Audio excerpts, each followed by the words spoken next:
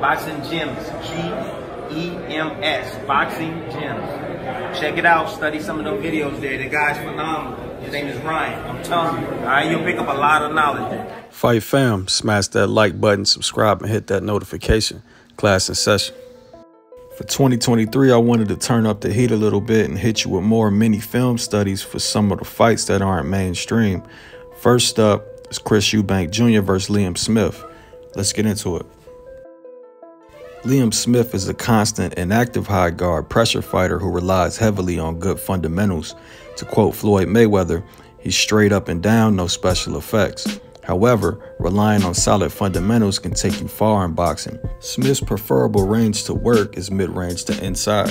To gain mid-range to inside positioning, he used inside slips to the lead leg, a solid jab, or counterpunching.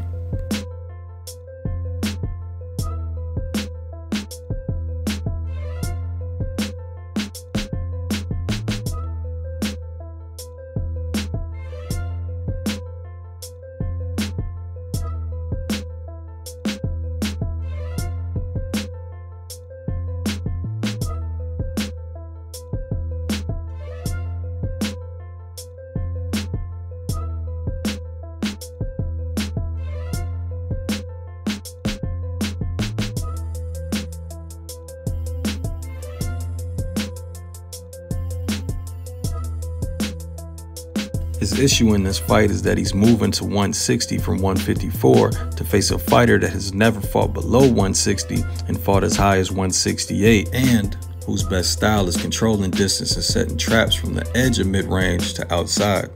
The guard Eubank Jr. tends to use is a Roy Jones style guard that's slightly extended. His elbows are often winged as opposed to tucked, leaving an opening to his chin. However, Eubank uses slight head movement from B-slot to B-slot to open and close the target and load either side. Over his back leg, his head is behind his slightly extended backhand. The likely idea is automatic punch traffic as opposed to Roy, who had unreal reflexes to catch, parry, or pull. As Eubank Jr. transitions from slot to slot or settles in a slot, you can still catch him with the jab despite the traffic. However, mixed in his defense are a series of probing jabs and feints. His normal plan with it all is to bait then counter to counter. So since Eubank Jr. is baiting the jab, to continuously catch Eubank Jr. without being countered is tricky unless you change speeds on the jab with probes or use a lot of feints, tactics that Liam Smith doesn't use very often in his constant and active high guard. Therefore, it's highly likely that when Liam tries to jab to mid-range or inside, he'll be countered. Liam does step in with the jab while holding the phone, so it would be harder to land the counter check hooks that Eubank Jr. likes to throw, but not impossible. It's more likely that the counter jab or overhand will be more successful.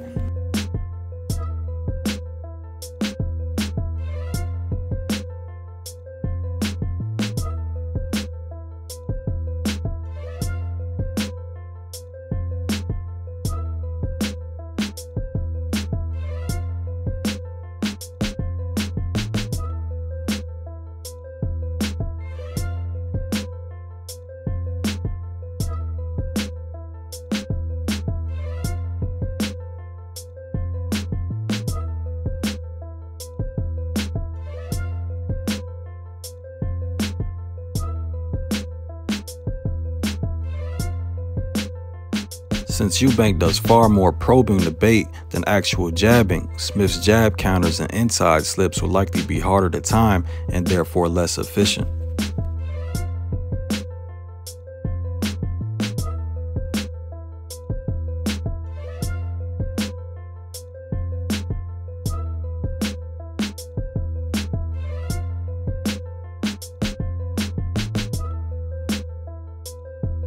Last but not least, due to Liam Smith's constant and active high guard, he is more susceptible to stab jabs and then subsequently level changes and up jabs.